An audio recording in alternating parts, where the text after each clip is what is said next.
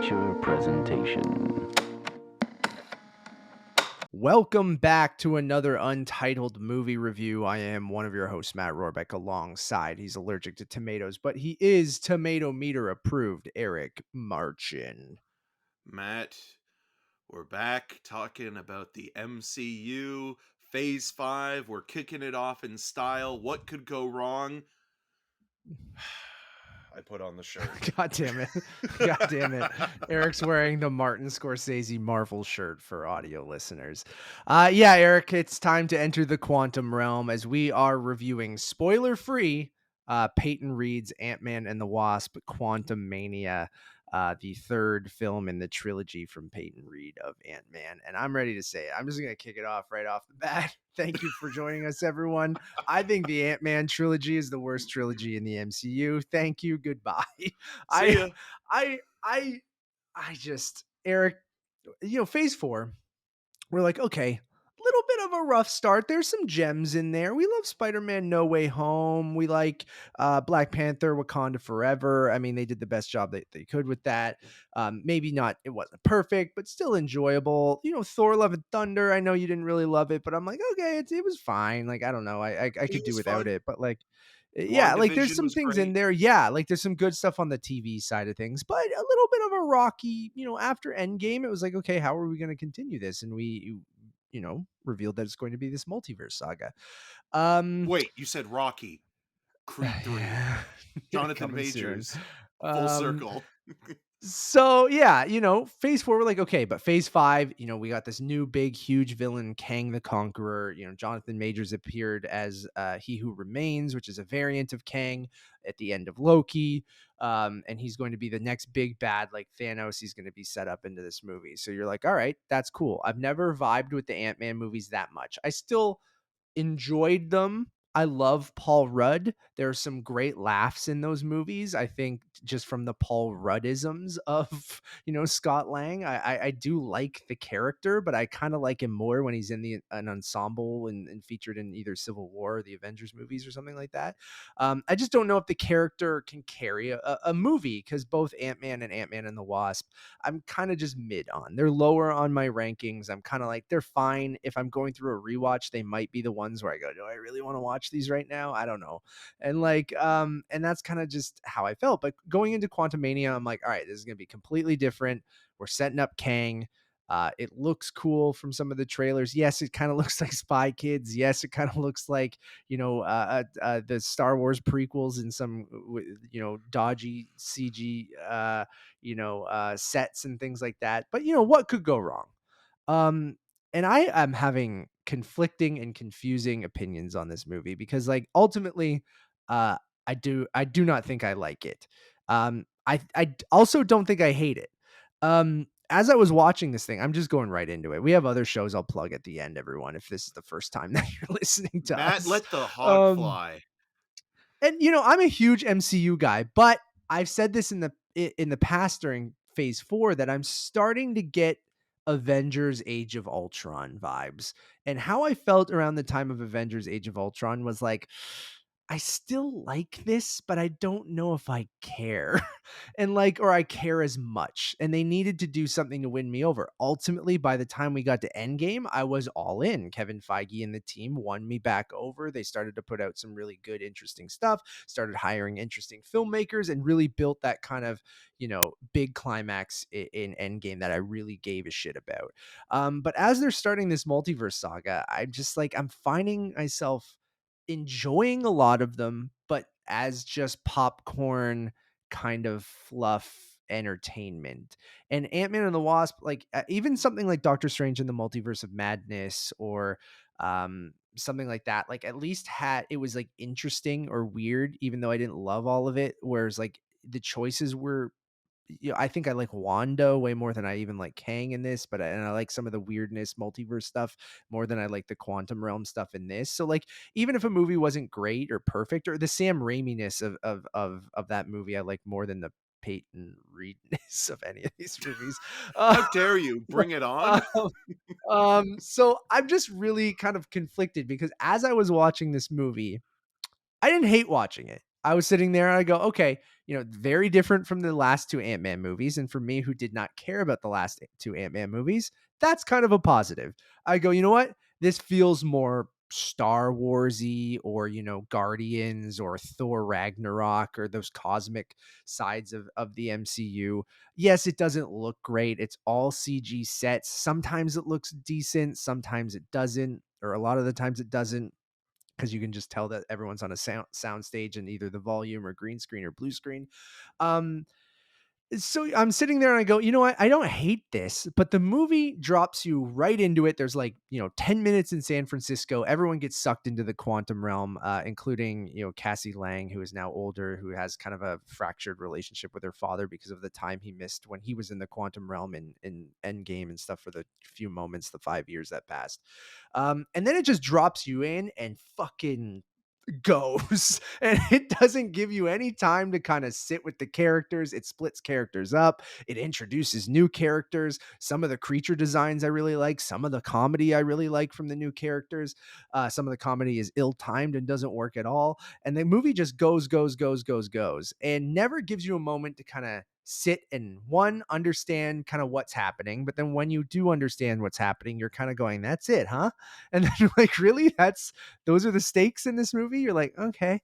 And then you kind of just become disinterested, even if you don't mind what you're watching. Like, it is just this kind of like blender of colors and characters and action and comedy that's happening. And at one moment you laugh at something, you're like, oh, I'm kind of enjoying this. Oh, that character's weird. I kind of like that. Oh, they went a little 4 steps too far with that bit. They could have ended that earlier.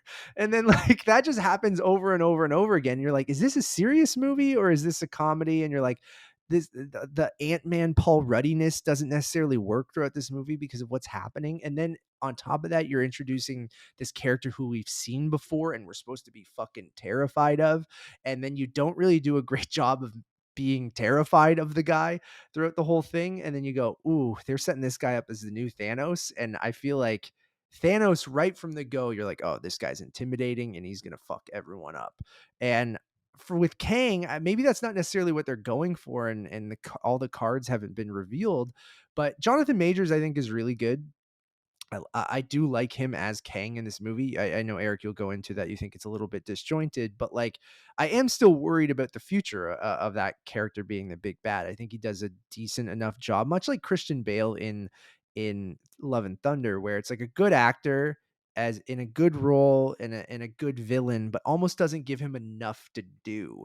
Where when I mean by the movie just goes, and it breaks up the characters and just doesn't really give you time to kind of sit with anyone. That includes Kang, where you get a little bit of his backstory with Janet and things like that. But I just during her time in the quantum realm, but like I don't know, man. I was all over the place watching this movie. At like one moment, I'm like, oh, I'm kind of enjoying this. At another moment, I go, oh, I hate this. And like I went back and forth on that. And then ultimately, I really did not like the last act of the movie, minus an epilogue.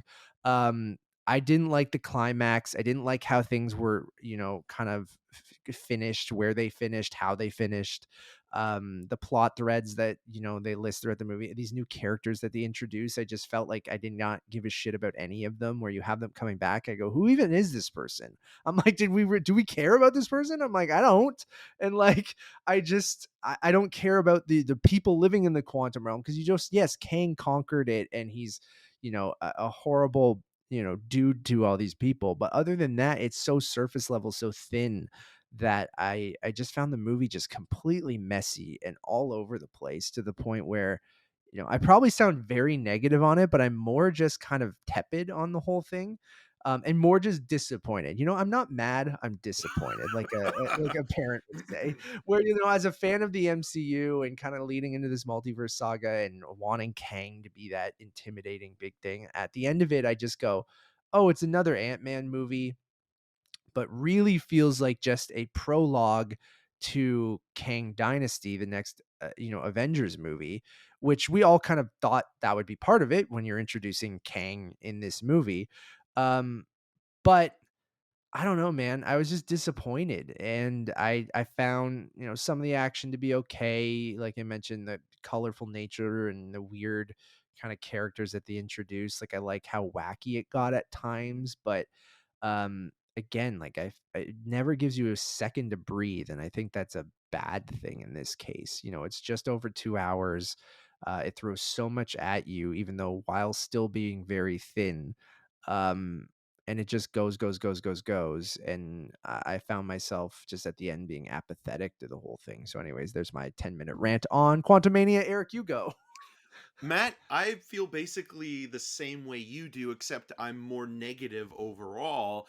I think that the quantum realm as a landscape or a backdrop to this adventure is one of the ugliest looking sort of CGI laden um, hellscapes I've seen. It's basically a storage unit for Star Wars and Marvel rejects, characters that kind of look like you've seen them before in other blockbuster properties, but have been kind of relegated to this space. It doesn't feel like this world that Peyton Reed spent 3.5 years developing really is its own thing. And that's the problem with the Ant-Man movies in general. They don't have their own identity.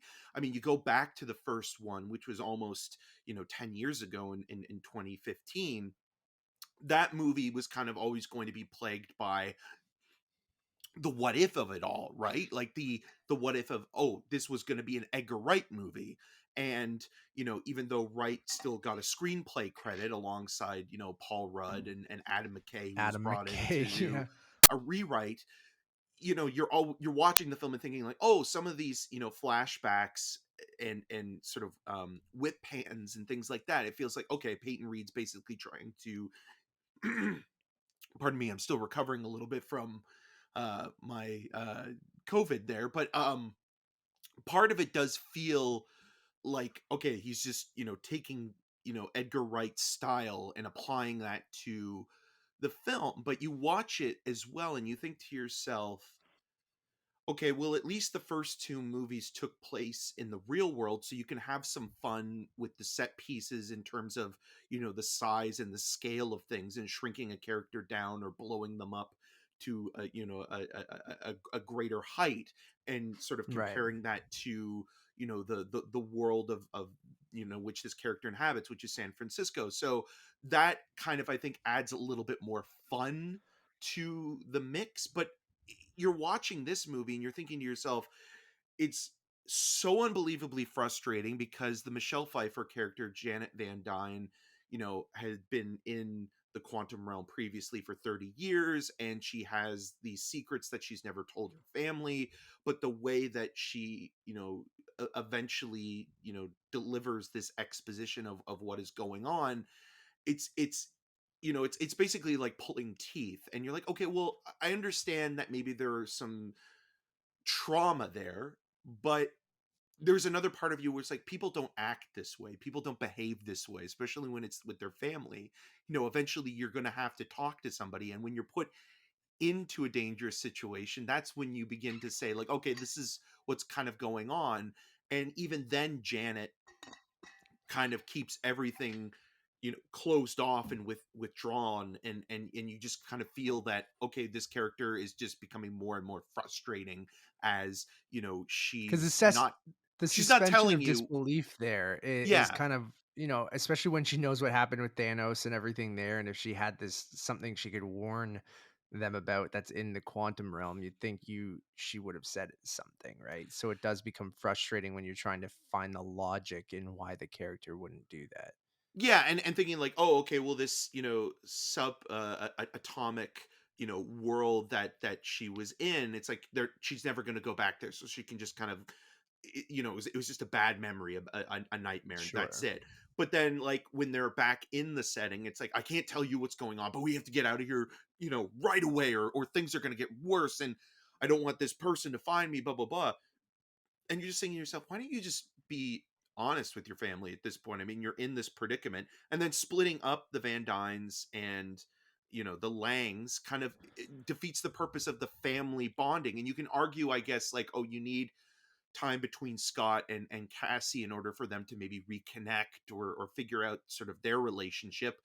But again, like the whole sort of prologue of this movie, when they're having dinner, when they, you know, blow up this mini pizza, is that they've become a blended family. And like that's something where it's like, okay, this works in a certain way because, you know, it's just actors having a conversation with each other, and it's just dialogue, and it's just, you know, it's very sitcom-y, but at least you're having these moments where these characters are talking to each other, and they're just speaking about mundane things and relating to one another in that way. And then, you know, when you're thrown into this world that is, you know, beyond reality and very abstract, and it doesn't feel that way, it just feels like a carbon copy of Star Wars, Flash Gordon, everything in between, you know, like Guardians of the Galaxy, everything that we've seen in the last, you know, couple of decades, but even in the, you know, the late 70s, early 80s, with kind of the psychedelic elements, there's nothing original there. It just kind of feels like you're watching this weird hybrid or sort of mess of all these other influences kind of being thrown into a ball. And while you're watching it, you're thinking to yourself, you know what, even though Eternals isn't a great movie, but at least, you know, Chloe Zhao tried to kind of, you know, break outside of shooting just simply in, you know, on a soundstage, and you know, and trying to kind of create an environment that was like, okay, this is taking place in the real world. And when you're watching this, you just kind of feel like, okay, it's fine for what it is, but it becomes repetitive after a while, and you feel like you've seen this same kind of muddy, bleak looking world for, you know, an hour and a half by the time you get to that, you know, that point. And then you just are like, I need something new, I need something to, you know, differentiate the excitement and play within the world and be fun or entertaining. And tonally, when you're watching this, you're thinking to yourself, okay, part of you is thinking like, this is an entertainment, this is supposed to be a blockbuster, this is supposed to be a movie that's geared towards both, you know, fans of the comic book movies, but also families to a certain extent. And then when it takes darker turns or moments that kind of feel more imposing on Ant-Man, and the onus of him being a hero, because he hasn't really done that individually. You know, we've seen him kind of almost, you know, fly by the seat of his pants for the most part and be a good kind of supporting character like the Hulk is when he's in the Avengers. But then when, you know, he's called upon to kind of really take charge, it feels as though you're walking into territory where it's like, well, we have to make this darker and heavier and almost mean spirited to the point where it's unpleasant to watch.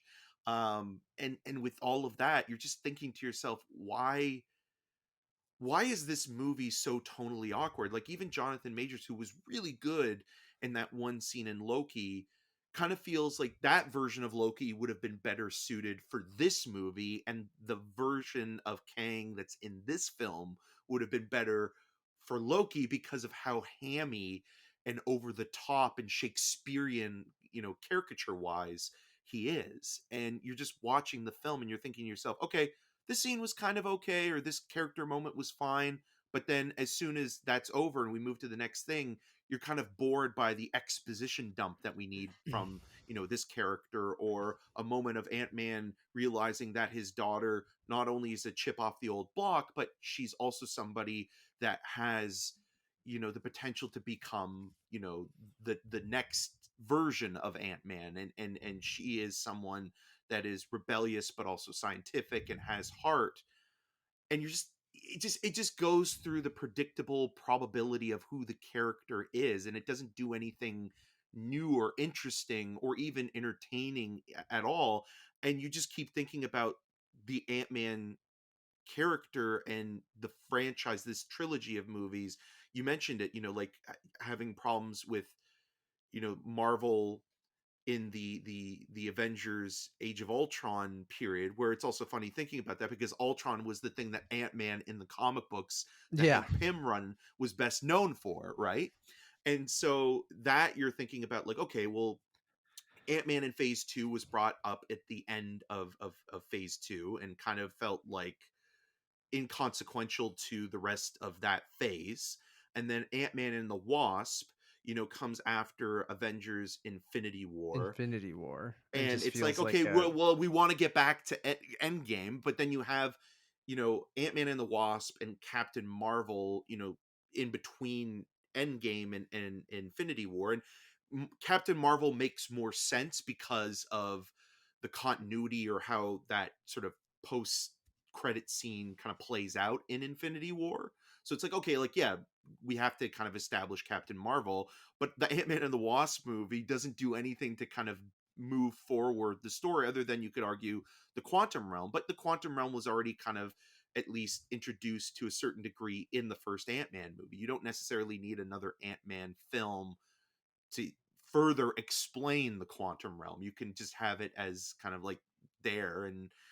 Um and then with this one, like, it's beginning a new phase, and it kind of feels like, when you're watching it, it's like, why was this movie, why was Ant-Man the yeah. film to bring, in the, you need something to I hook you. guess And I guess they established the time travel stuff in Endgame, and that was the big setup of where the next, phase or saga was going to kick off, right? So, and they used the quantum realm to time travel into Endgame.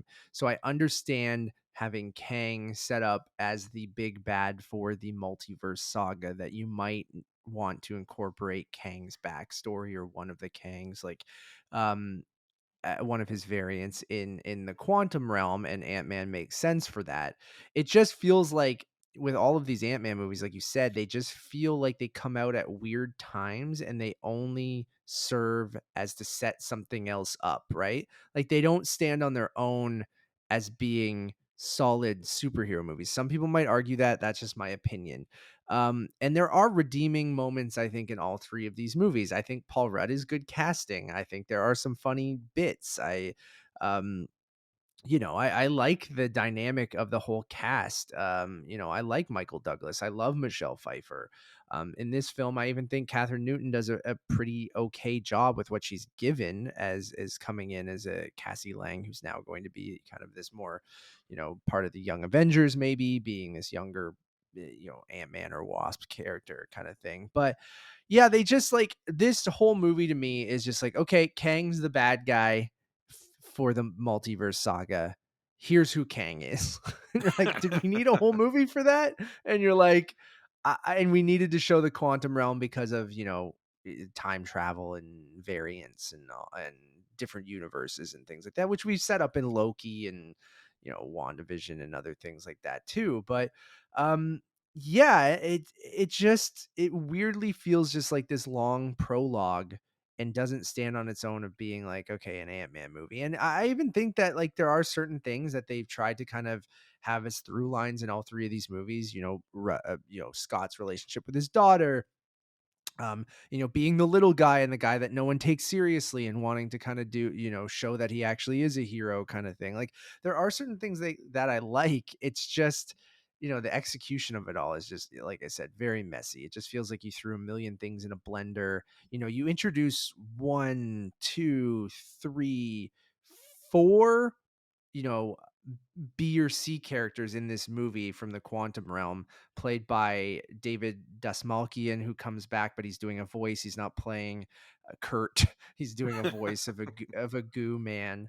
William Jackson Harper's in there. Katy O'Brien. You have Bill Murray, and then on top of that, you have Jonathan Majors as Kang, who we did get that one scene as He Who Remains, but you're still setting him up. So there's like 5 characters on top of the ensemble cast of Michael Douglas, Kathryn Newton, Michelle Pfeiffer, Paul Rudd, that you all have to try to give time to. And then you all have all of these characters split up. And then on top of that, you have the introduction of MODOK, which isn't a spoiler. It was in the trailers. So there's a 6th character you're kind of introducing, and how that ties into everything, which we won't get into that because that gets into spoilery territory. But like, it's just like, they throw so much yet nothing into this movie, and I think that's my biggest frustration. Is like, do we care about any of those characters that I just mentioned? No, other than like the main ensemble, which they do Well, focus and on, also but that like you they're said, Eric, the they're split actors up. that they're playing, right? Yeah, Like, you know yeah, who, William Jackson Harper is, if you've watched The Good yeah. Place or Great Midsommar. actor. People have wanted him as, Reed Richards at one point and stuff like that. I love William Jackson Harper, but he's not given anything in this He movie. seems to have a Bill weird thing Murray's with weird looking aliens because he was also in yeah. Landscape with Invisible Oh, Hand, which also yeah. has the Vuv in that. So Hmm. And Davis Dastmalchian, I think, is it's cool that they bring him back in a different role, and I like his character. It's probably the funniest, weirdest thing. Although that's I alluded to earlier, one of the bits that gets old very quickly, and they just go back to it over and over and over again. Funny at first, but once you drive it into the ground in a movie that feels weirdly tonally awkward because some moments are very serious and some are played as a sitcom, it's just like that stuff. It's a fine line, and we've talked about it on other reviews. Like it's hard to do both, right? And it's hard to kind of make that all work together. And I don't think Peyton Reed and Jeff Loveness like do a great job at balancing those tones. Like Ant-Man's always been a comedic leaning character, and it's kind of worked, like you said, in the real world. But when you get into this thing where the stakes are serious, but they're trying to play it up that they're very serious, yet you don't really believe that they're very serious. It's just like, and then it has these dark tones, these violent undertones, these like serious things that happen. I wish you just picked one or another. If you wanted to do a completely different Ant-Man movie, where you're setting it in a completely different location, just you want a more serious tone because you're setting up this imposing villain, then commit to that. You can have Paul Rudd try to make jokes here and there, but then maybe don't have the other characters do that too, where you have like a big climactic moment from a huge character in this movie that's played off as a bit or as a joke, and it just doesn't play very well at all. Like it's just that stuff over and over again, and then you have Ant-Man getting his fucking teeth kicked in the next scene, and you're or the just like, intercutting of that, okay, right? let's Like the intercutting of that sequence that you're talking about, where it's like, yeah, you have this very serious moment, but then you're cutting back to other characters almost being like, swashbuckling and adventurous and having quippy one-liners, and it just doesn't match what is going on in sort of the more dramatic sequences. And the film it's always teasing you. It's always saying, oh, like this is the thing that you think is going to happen, it's happening. And then it pulls back and it's like, we're not going to do that. And it, again, it's so frustrating with what it decides to do and what it's also presenting. And you just mentioned screenwriter Jeff Loveness. I think maybe that's one of the few interesting aspects of this movie, is that there's only one credited writer, where a lot of these films, when you see the end credits, you'll see, story by this person, this person, this person, and screenplay by, five or six people. We made that joke with Spider-Man Homecoming, where that first movie was written by like seven people, but yet that still kind of cohesively came together. But there's always that fear of too many cooks in the kitchen, where with this, you only have one credited writer. But I'm sure, like there were, uncredited rewrites, or a script doctor, or even Peyton Reed changed things as they were making the movie. or even like a writer's room with some of that, Yeah, Marvel kind of group of people that have been working on the multiverse saga. yeah, and I do think Kathryn Newton is probably the best in show here. I liked her even more than Jonathan Majors. I think Majors, again, is inconsistent because there are moments where he is threatening, and then there are other times where he's kind of goofy in that Laurence Olivier, Peter O'Toole, Shakespeare in the Park kind of way, where it's so over the top, it doesn't really fit the tone, even though, again, Ant-Man has always been associated with comedy, and even like the idea of the heist movie and how that plays out kind of feels like it's shoehorned in to this film. It's like, oh yeah, Ant-Man, is best known as being a thief. And even just looking at the cinematographers who have worked on this movie, in the past, you've had people like, Bill Pope with this one, who, shot the first Matrix movie and the first Spider-Man film. And then, you have someone like Russell Carpenter, who's worked on, the Avatar movies. And then,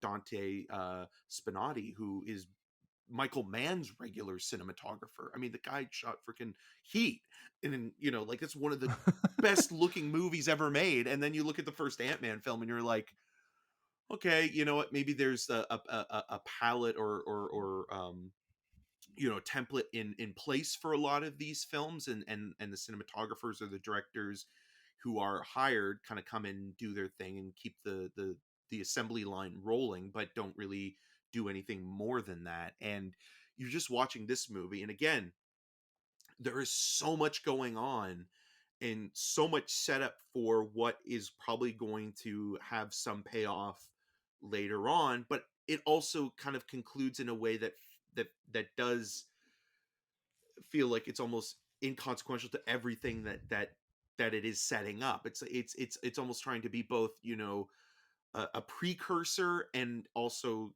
kind of satisfying in its sort of wraparound of this story, and neither one works. And you just sit there and you watch this thing, and again, like, after a while you just get sick of seeing this kind of visual muddy, orangey brown gooey kind of look to this whole film.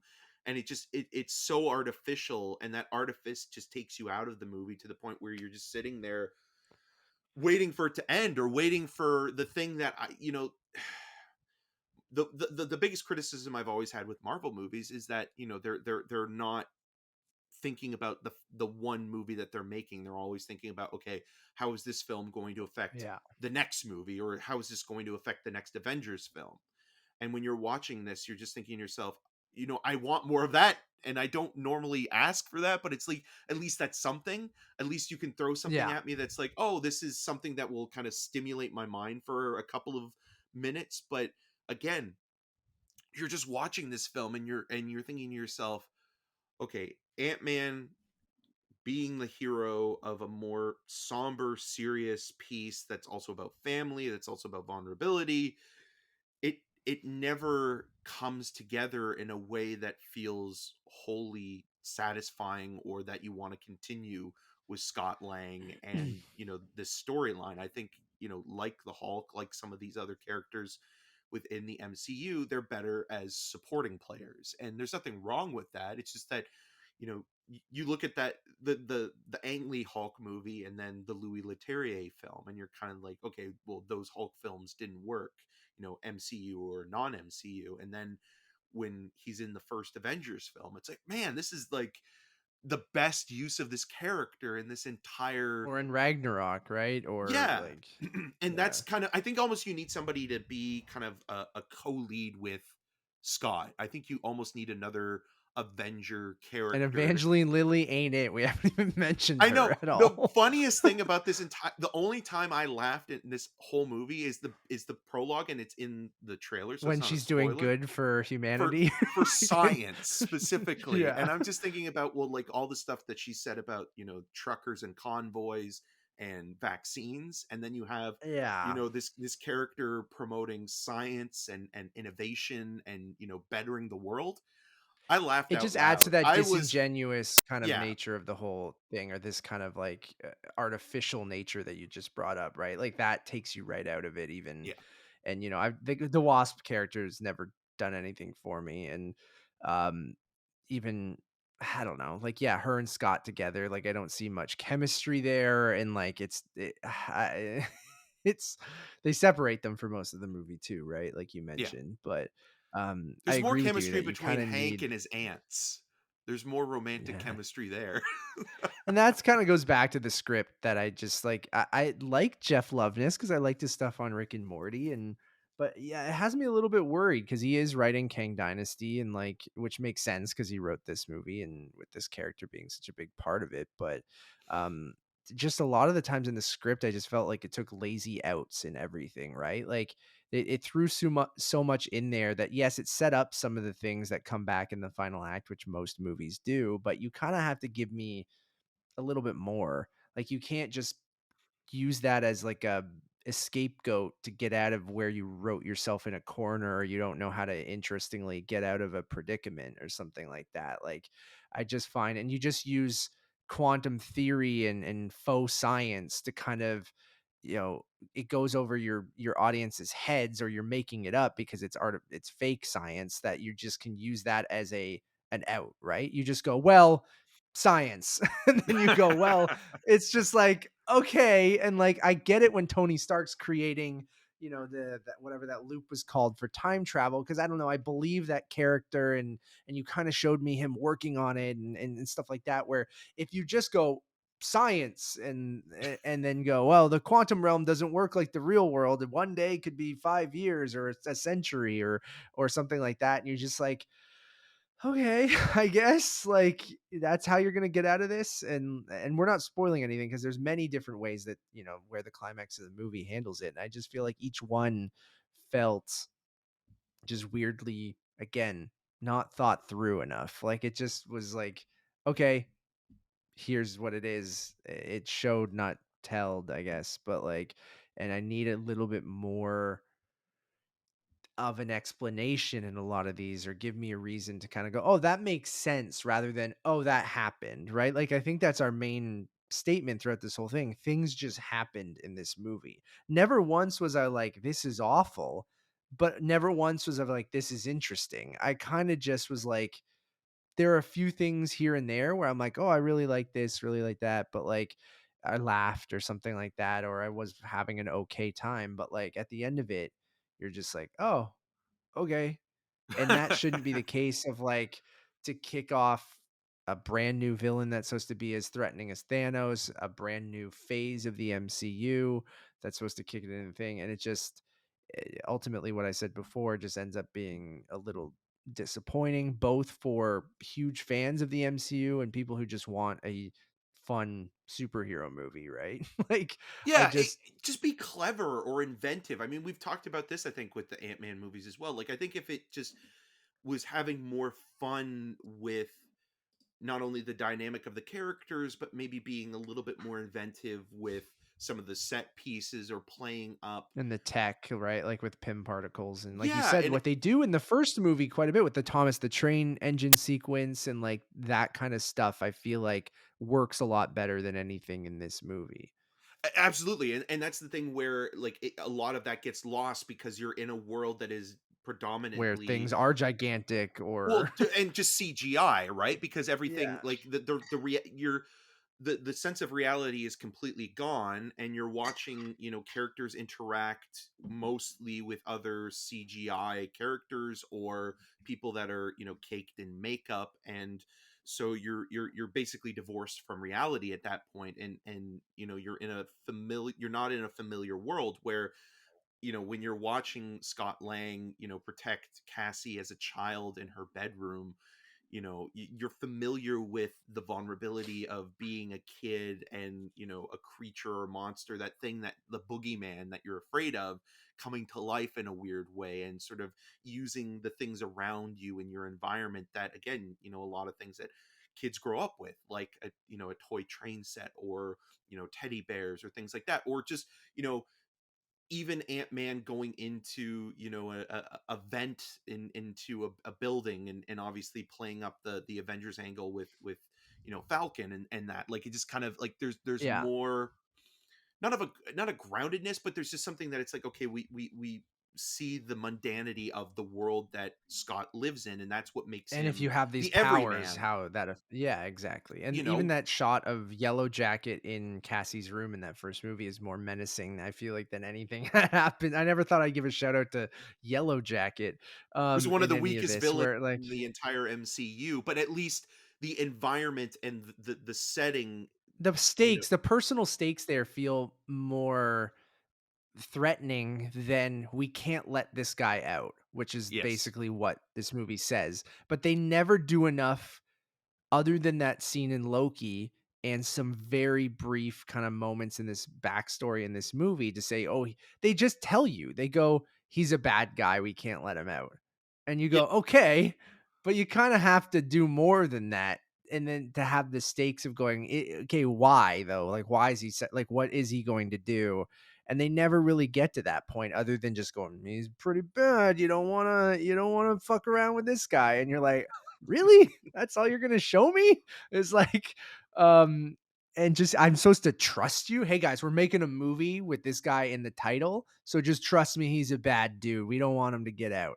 And yeah. you're like, okay, like I need a little bit more than that.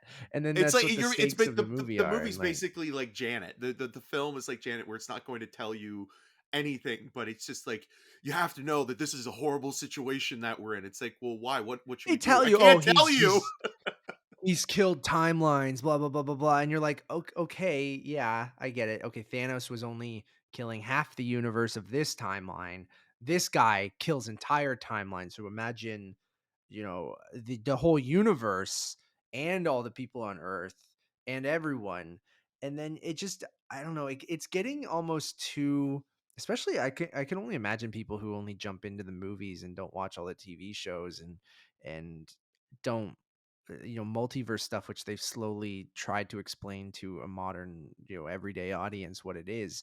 But like, to just try to keep going down this road and trying to explain people that, like, oh, like the importance of it, like when you start to say like, oh, there are an infinite amount of you, and he might kill 30 universes, but it's just like, we've been following one timeline. It's gonna be interesting. In the end, it's the same as Thanos, where we really only care about the one timeline because it's the timeline we followed.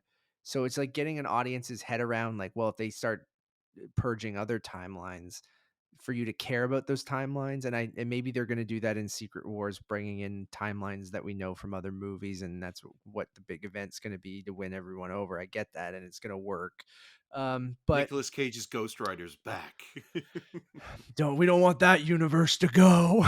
I'm like, so I don't know, man. I'm just like, I don't know. That's, I think, how I felt after this. Like, we won't talk spoilers. We'll be doing a spoiler cast in about 10 days, a week and a half or so.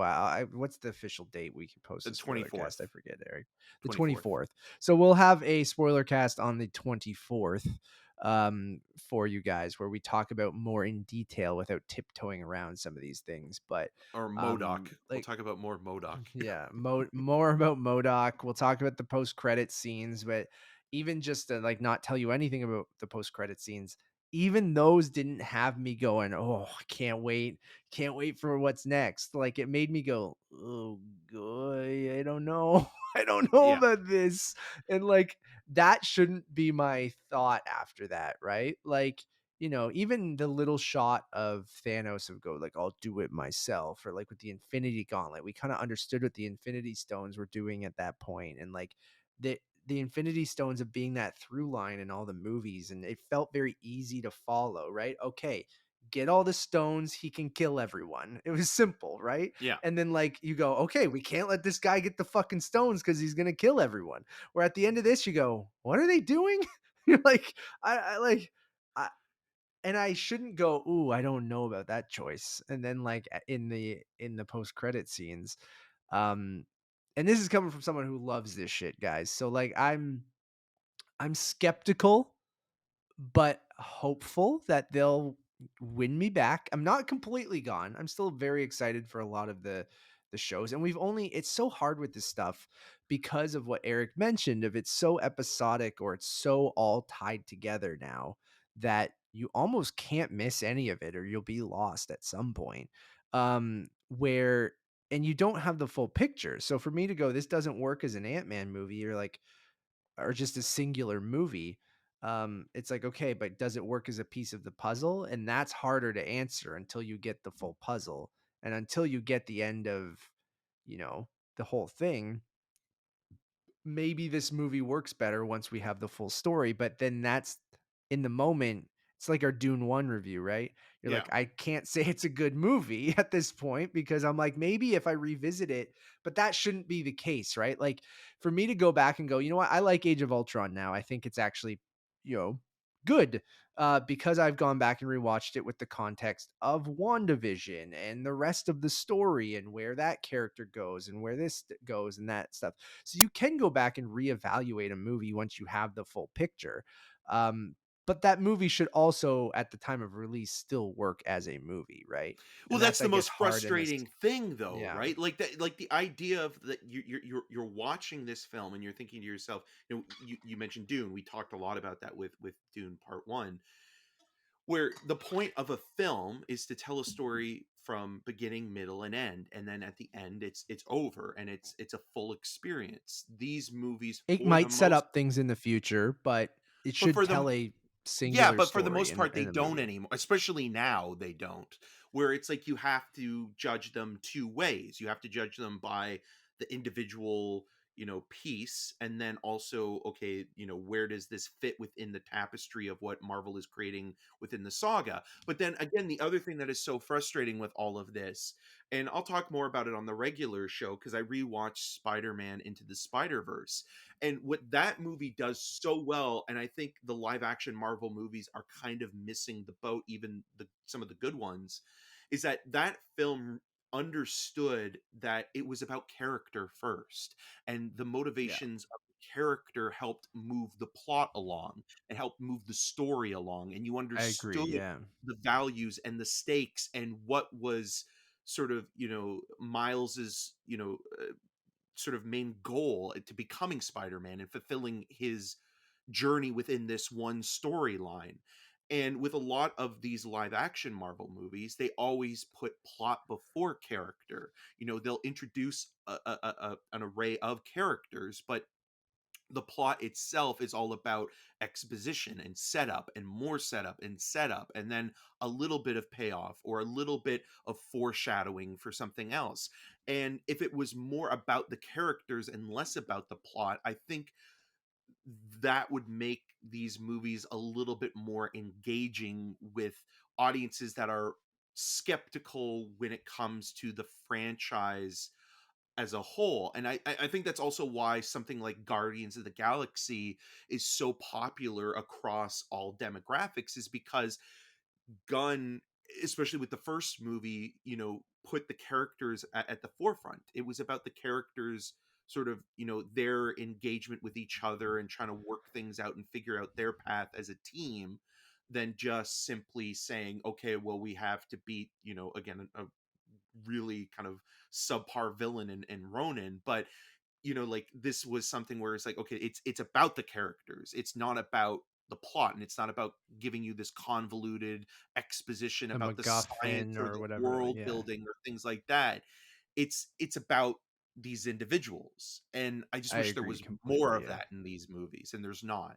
And that's something, again, they've done a good rewatch job. Spider-Verse, it's amazing. Yeah, Spider-Verse is incredible. It's the best superhero movie ever made, I'll say that, and I Yeah. rewatched it recently too.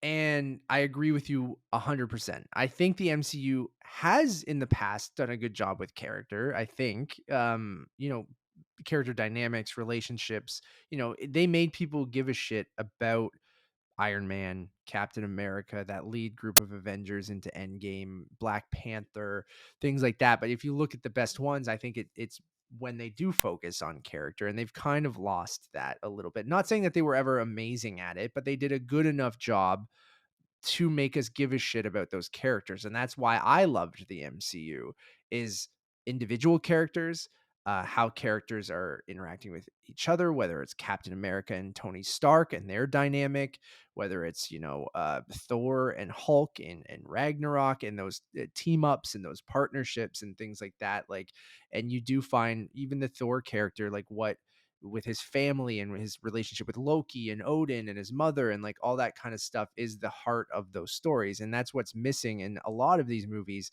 and the recent ones, is that heart, is that character. And they are so focused on going, do people understand the multiverse? Do people, this kind of stuff, like, do we need to kind of over explain, drop that exposition, focus on how we're getting Kang set up, all this kind of stuff, where you do lose that character and that heart. Even some of the best TV shows from Marvel that we've liked have focused on character. Like, I think She-Hulk does a great job with that. Miss Marvel does a great job with that. Um, so, they do have it in them.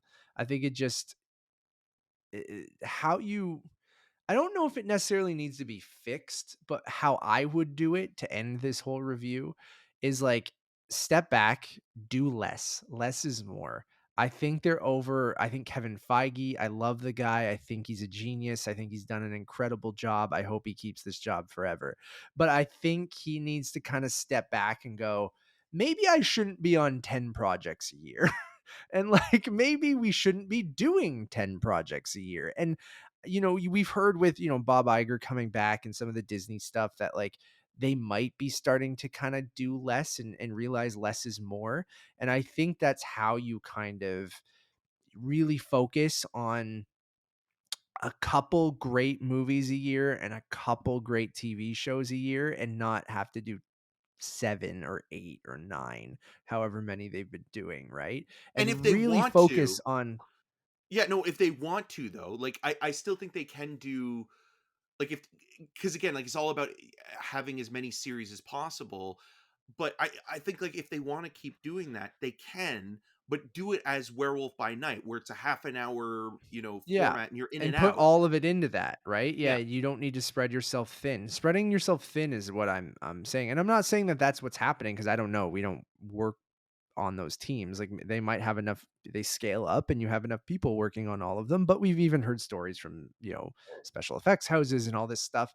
Is just like, if you want, like, even it's a whole other conversation we'll get into in the main show when we talk about the Flash trailer. But like for me, it's like that movie sitting for 3 years might be a good thing because they were able to maybe take a look at that movie and work on the special effects and hone them in.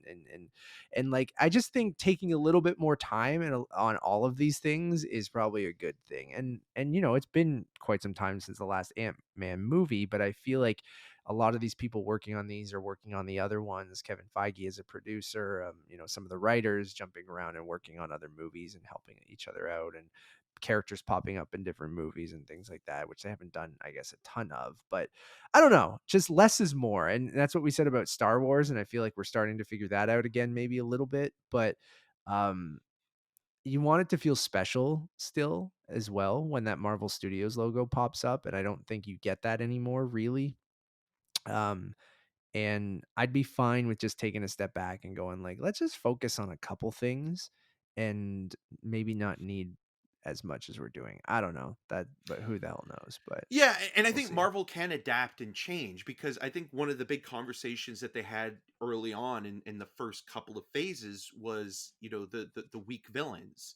That conversation about Yeah. the The relatability mirror of villains and stuff like that too. yeah, of finding a villain that had contrast to the hero, but at the same time you could understand where they were coming from, and that seemed to change or get better as we got into phase three. I think both Michael Keaton's Vulture and Michael B. Jordan's Eric Killmonger are incredibly, complicated individuals, and have really interesting points that don't completely, feel like they're just, people trying to take over the world, or like they make good points about why they're doing what they're doing, even though they're corrupt and they're doing it for the ultimately for the wrong reasons about how they're going Even about it. Thanos, right? Like you kind of Yeah. understand where homie's coming from, even though like it's not.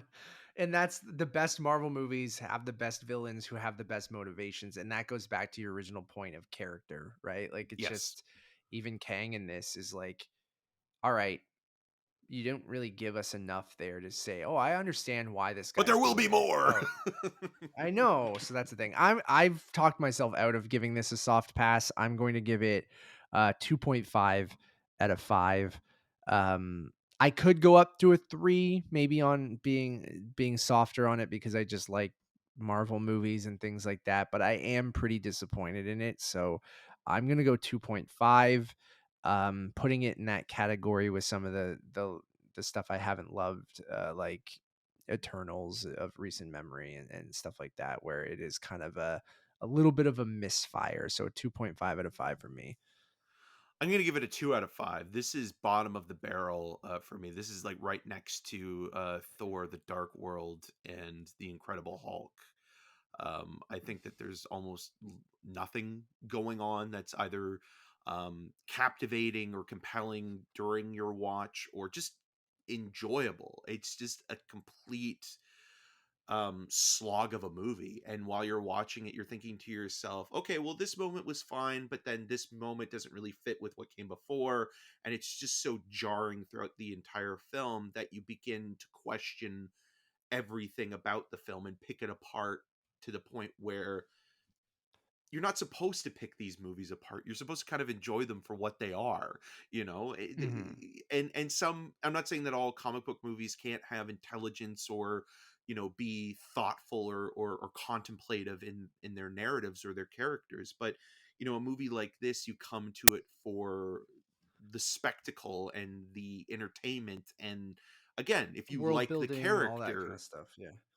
all of that is completely removed from this movie. It just feels like you're watching the machinery of, you know, the industry and, you know, Marvel Studios kind of like, oh well, this is an obligation to make this movie because, you know, we're setting the groundwork up potentially for, you know, more films down the line. And moving forward, I think the best thing they can do is, you know, continue to have Ant-Man, but maybe not have a series. It just feels like, again, like maybe one Ant-Man movie would have been fine, or an Ant-Man show, but continuing this character's, you know, film legacy feels like it is a little bit strained at this point. Agreed with you.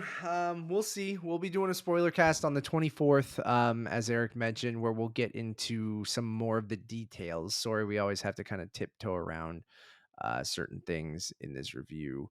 But yeah, lastly, I think with a lot of MCU fans, and I was talking to Tim Geddes from Kind of Funny about this, and it was like, you know, a barometer for how much we enjoyed these movies is, do I want to go see this again? And most Marvel movies, I go, you know, I immediately go, I want to take my wife to it, or I want to go see it with my mom or something like that because she's a big MCU person.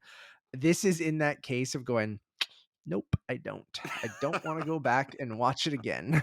So that's always, I think, and most of them I do. Like I saw Wakanda Forever a few times. I saw Shang-Chi a few times. Like most Marvel movies that I really, really enjoy, I go to see more than once in a theater. And I know from when the credits hit, I immediately go, do I want to sit in a theater and watch that again? And I think that's a good, you know, barometer again of how I felt about the movie, especially a Marvel movie. And after this one, I go, I do not want to sit through that again. And like it's one of those movies that I think when I ultimately get to it again on a MCU rewatch, which I did start doing again this year in chronological order, but I've only gotten through Captain America and Captain Marvel.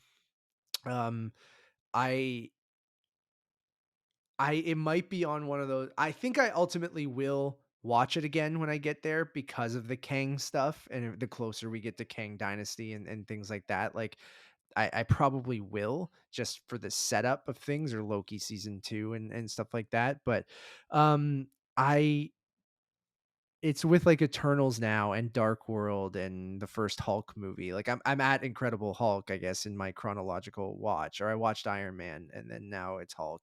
I think you watch Iron Man 1 and 2 before Hulk. I forget how the order goes in chronological order, but I'm like, I don't know if I want to watch this. So, anyways, that's how I kind of feel. Like it's just like this is not a movie I will be going to see again in theaters. And when it's ultimately on Disney Plus, maybe in my rewatch, I'll give it another shot, right? Like, here's the thing, like with the Multiverse of Madness, I think did I see that twice? I don't know if I did, but I do want to watch it again. That's the thing. Like even with its messiness, like I am intrigued to watch it again at home when I ultimately get there, where Right. I just didn't have those feelings here. So anyway, thank you all for listening or watching. We really, really do appreciate it. Please go check out our other shows. We have a show called Untitled Movie Podcast, where Eric and I just get together and shoot the shit about the entertainment industry. Our newest episode, we'll be talking about the Ant-Man and the Wasp Quantumania press conference, a little bit of a Sundance recap. I also just got back from a family trip to Orlando where we went to Walt Disney World as well as Universal Studios. So that might be on a separate episode. We might split that up, but all of those topics will be discussed. Super Bowl trailers. So there's a lot to kind of catch up with over the last couple weeks where I've been gone. So keep it locked over on Untitled Movie Podcast where you'll get all of that stuff. And then we also have another show called The Cast of Us, which we would love for you guys to check out, where Eric and I break down the newest episode of HBO's The Last of Us. Episode 5, Endure and Survive, should be up for you guys as this is up as well. We're a little late on that one because they threw me for a loop and released it early while I was on vacation, and Eric and I didn't pre-record it because we thought we had the timing down, but we obviously didn't. Anyways, episode 5, Endure and Survive, you guys can go check out. Eric and I, that should be up very, very soon, and then we'll have episode 6 up at our regular time, Sundays, 10 p.m. Eastern, right after the episode airs. So apologies, we're a little bit late on that one. And also, I just want to thank you for giving me a break, though, because my voice at that point was almost gone, and so that was part of it as well. Where I like you'd get nothing out of me. so thank you. Yeah, no worries, dude. Like, it's always health is more important, family's more important, all this kind of stuff. So it's just timing wise, we were going to record, didn't work out, but episode 5 we're going to record right now, so that should be up for you guys as this is up as well. Cool. As always, my name is Matt Rohrbeck. You can find more of my work around the internet, mostly at untitledmoviepodcast.com, and you can follow me on all those social medias at Matt Rohrbeck. And I'm Eric Martin. You can find more of my video reviews on rogerstv.com/cinemascene and on all the social networks at EM6211. Until next time. I really wish Ant-Man and the Wasp: Quantumania was a part of Phase 4, which would have been a nice reference to Sal Bass's movie Phase 4, which is about a dystopian future where ants and people are basically competing against each other for the dominance of what's left of society. It's a good movie. Bye, everyone.